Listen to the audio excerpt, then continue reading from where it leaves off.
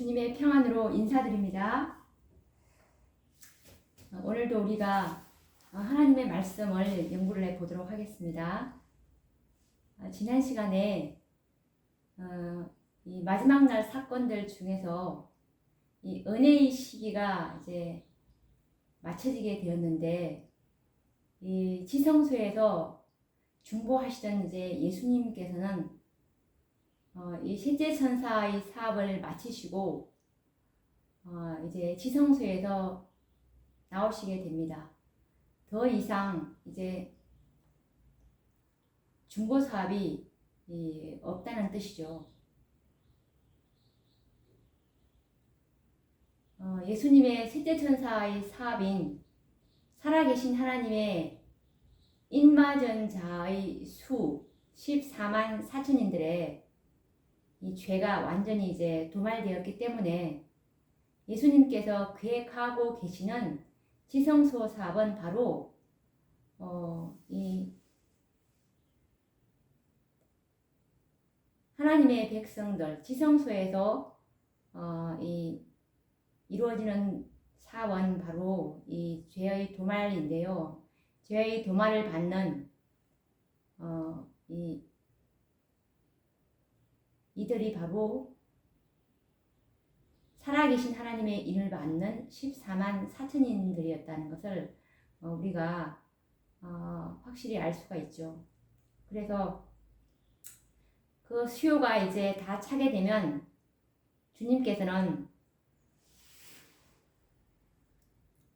이제 대제사장의 이제 의복을 벗으시고 이제 왕의 복으로 이제 입고 이제 재림을 할 준비를 하게 되는데, 이 은혜의 시기의 마침 다음에 바로 재림이 아니라 어떤 사건이 있게 되면 이제 이 일곱 재앙이라는 7재앙이 마지막 날 사건의 은혜의 시기 마침 다음에 있는 사건입니다. 그래서 오늘은 이 7재앙에 대해서 연구를 해보도록 하겠습니다. 요한계시록 16장 1절 말씀을 보시면,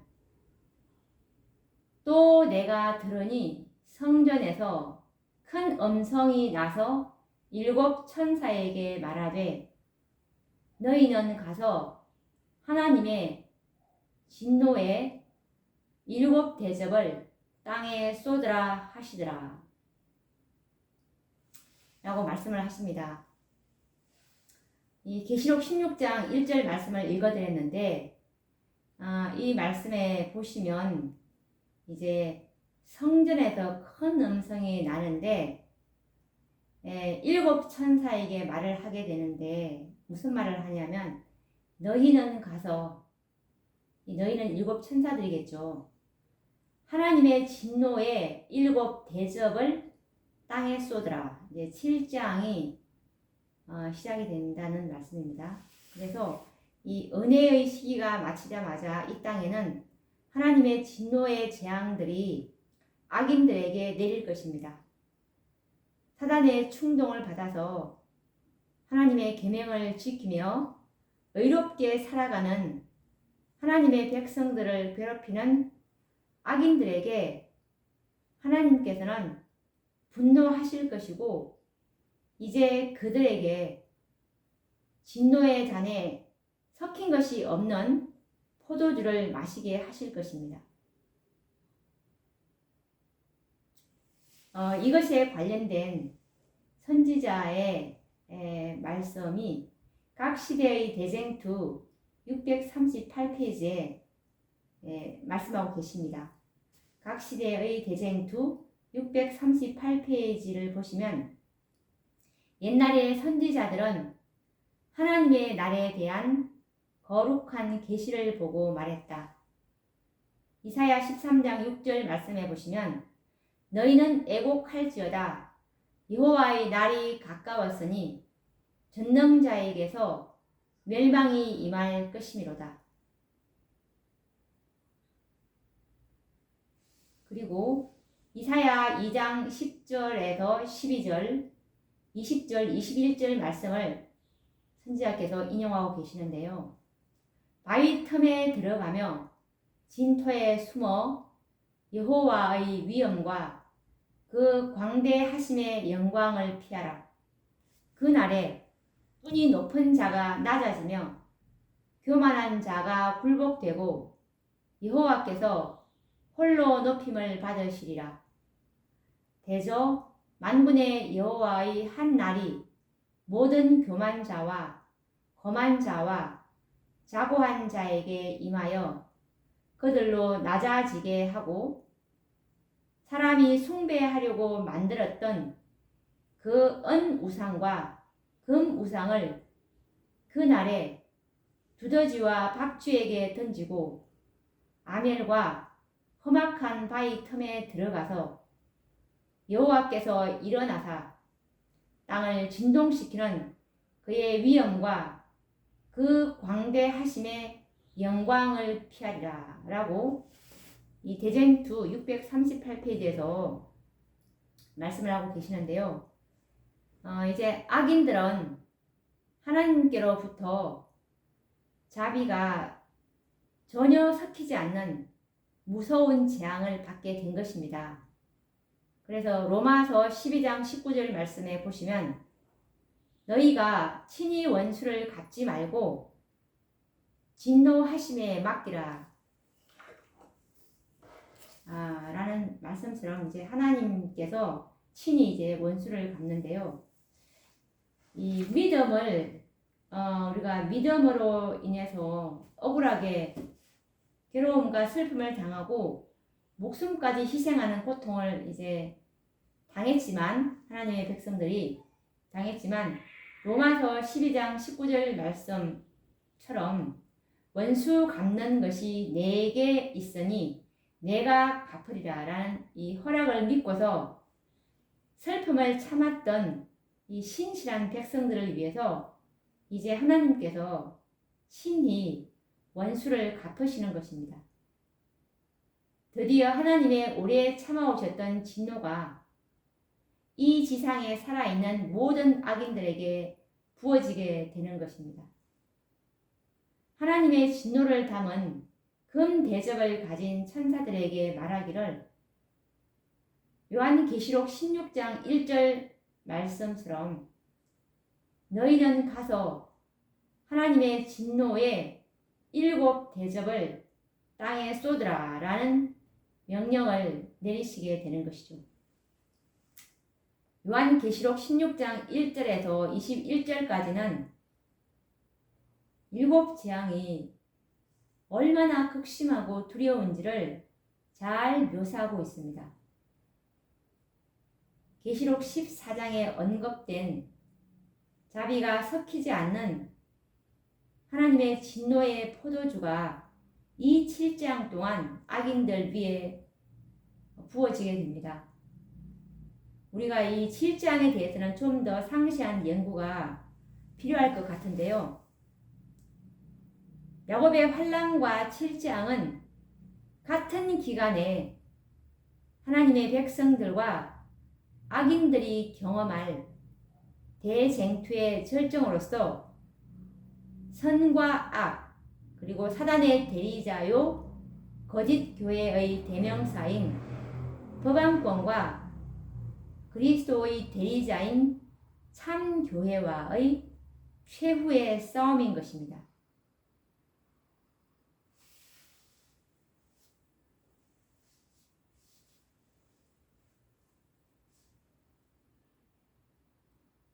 하나님께서는 악인들에게 자비가 섞이지 않는 진노의 잔을 그리고 또 사단은 자신의 모든 능력으로 14만 4천인들에게 가공할 핍박을 가하는 것이 바로 7재앙이고 야곱의 환난인 것입니다.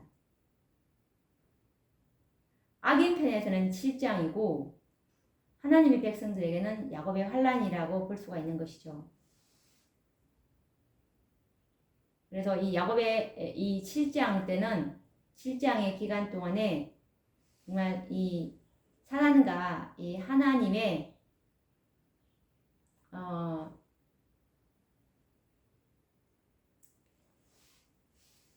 사단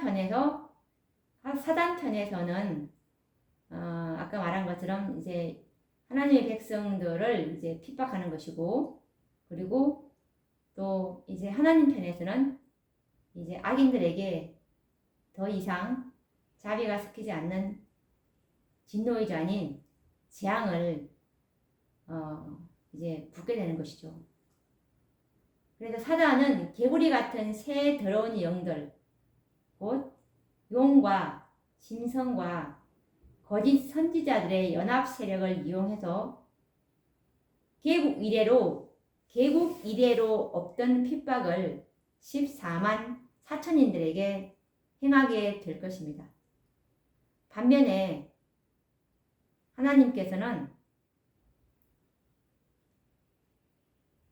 당신의 자비를 거절한 악인들에게 자비가 섞이지 않는 진노의 이 포도주 잔을 마시게 하심으로 당신의 백성들이 무고히 당한 고통과 핍박에 대해서 공의롭게 보복하실 것입니다. 7장은 바로 하나님께서 친히 당신의 백성들을 대신해서 원수들에게 보복하시는 때라고 볼 수가 있는 것이죠.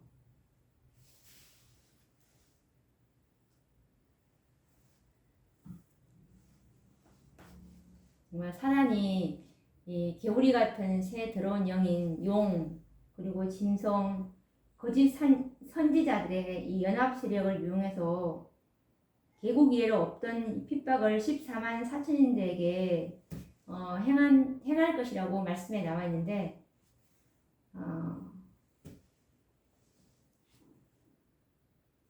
정말 하나님 백성들에게는 이때의 경험이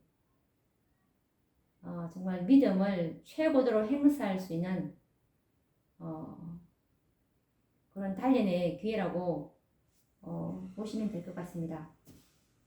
그러면 이 첫째 재앙에 대해서 우리가 한번 공부를 해보도록 하겠습니다. 이 첫째 재앙은 요한계시록 16장 2절 말씀에 첫째가 가서 그 대접을 땅에 쏟음에 악하고 독한 헌대가 짐승의 표를 받은 사람들과 그 우상에게 경배하는 자들에게 나더라 라는 말씀처럼 이 첫째 재앙은 그 대접을 이제 땅에 쏟게 되는데, 악하고 독한 헌대가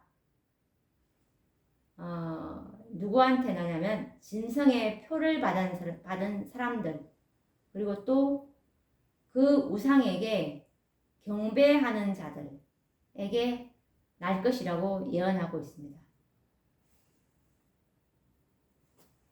독한 종기는 좀 전에 말한 것처럼 짐승의 표를 받고 우상에게 경배하는 모든 자들에게 날 것을 말하고 있는데요. 이 종기의 고통이 얼마나 극심하고 아픈지 자기의 혀를 깨물고 괴로워하는 모습이 요한계시록 16장 10절에서 11절 말씀에 이렇게 언급되어 있는데요.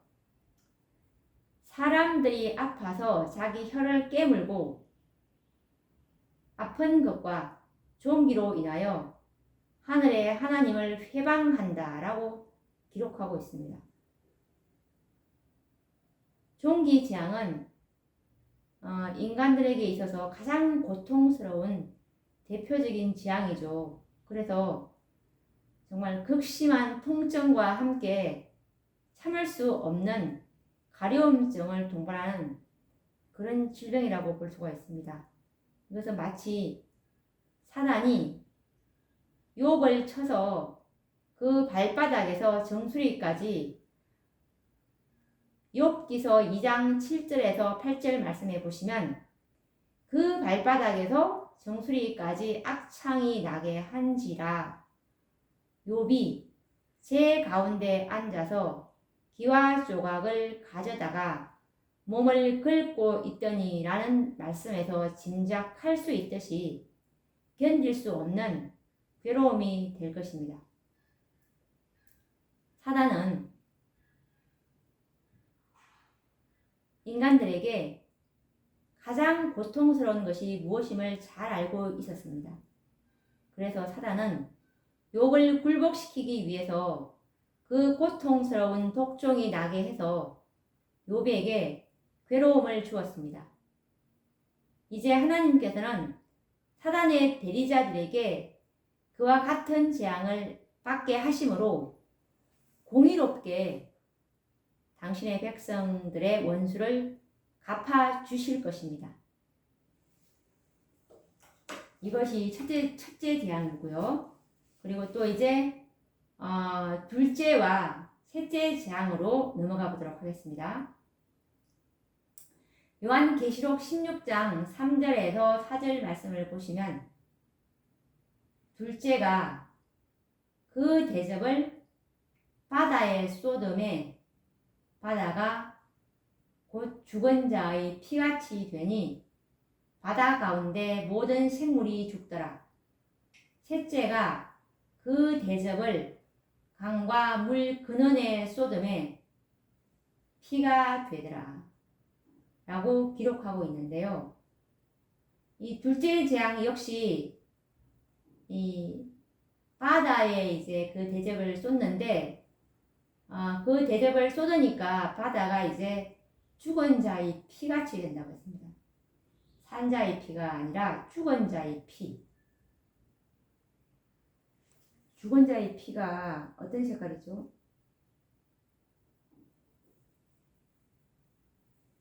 거무죽죽한 이런 색깔일 것 같아요. 그리고 이렇게 이 바다가 죽은 자의 피같이 되니까 바다 가운데 사는 모든 생물이 다 죽게 되는 것이 이제 둘째 재앙입니다.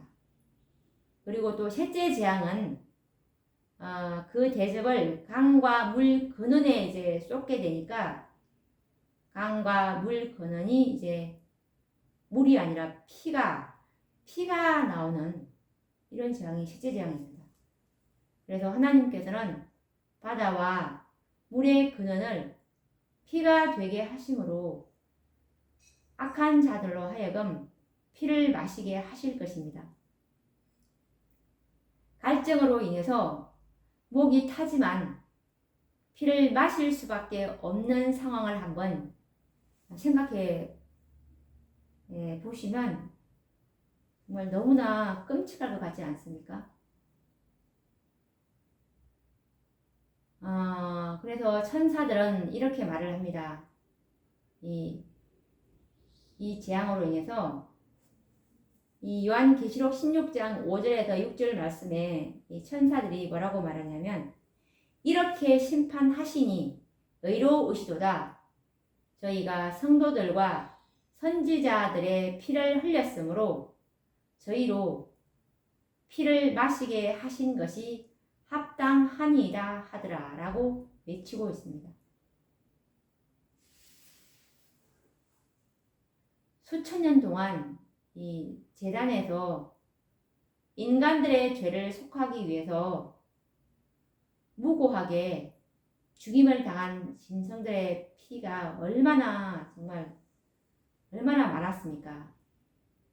시내와 강물을 적시고 바다를 물들이지 않았습니까? 그래서 제단에서 죽어간 짐승들을 대변해서 제단이 말하고 있는 것입니다. 제단이 뭐라고 말하냐면 요한계시록 16장 7절 말씀해 보시면 또 내가 들으니 제단이 말하기를 그러하다 주 하나님 곧 전능하신 이시여 심판하시는 것이 참되시고 의로우시도다 하더라 라고 기록되어 있습니다. 제단에서 죽어간 어린 양 및 짐승들의 피는 무엇을 상징했습니까? 그것은 바로 죄인을 구속하기 위해서 십자가에서 피를 흘리시고 돌아가신 창조주 하나님의 희생과 사랑을 증거하고 있는 것입니다. 오랫동안 하나님의 자비는 그들을 구원하기 위해서 정말 십자가 위에서 물과 피를 남김없이 다 쏟으셨습니다. 온 세상은 그리스도께서 십자가에서 피를 흘리셨음을 다 보지 않았습니까? 그럼에도 불구하고 악인들은 하나님을 대적하고 그의 성도들의 피를 흘렸으니 그들에게 피를 마시게 하는 것은 공의로운 심판이 아니겠습니까? 이제껏 악인들을 무한하신 자비로 참아오셨던 하나님께서는 이제 저들의 악행을 간과하지 않으시고 자비가 섞이지 않는 진노를 쏟으심으로 당신의 공의로우심을 분명히 나타내시는 것입니다. 이처럼 악인들에게 재앙들이 누적됨과 동시에 의인들에게는 핍박과 고통이 이제 가중되어 나타나게 되는데 바로 이 시기에 하나님의 백성들에게 최고의 협박인 사형에 관련된 말씀이 증언에 언급되고 있습니다. 바로 이 셋째 재앙 때에 이 하나님의 백성들에게 사형 명령에 대한 말씀이 언급된 부분이 있는데 각 시대의 대쟁투 627페이지에 보시면 각 시대의 대쟁투 627페이지에 보시면 바다가 곧 죽은 자의 피같이 되니 바다 가운데 모든 생물이 죽더라. 강과 물 근원의 소돔에 피가 되더라. 이러한 두려운 재앙들은 하나님의 공의를 완전히 옹호할 것이다. 하나님의 천사는 다음과 같이 선포한다. 거룩하신 이여 이렇게 심판하시니 의로우시도다. 저희가 성도들과 선지자들의 피를 흘렸으므로 저희로 피를 마시게 하신 것이 합당하니이다.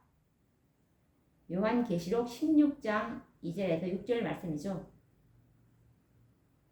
하나님의 백성들에게 사형을 언도함으로써 그들은 그들의 손으로 그 사람들의 피를 흘린 것과 똑같은 죄를 범한 것이다 라고 기록하고 있습니다. 하나님의 백성들에게 사형을 언도함으로써 라고 이렇게 언급되어 있죠. 오늘 우리가 이제 셋째 재앙까지 같이 말씀을 연구해 보았는데 다음 시간에는 또 넷째 재앙부터 계속 말씀을 연구를 해 보도록 하겠습니다. 그러면 또 다음 시간에 뵙도록 하겠습니다. 감사합니다.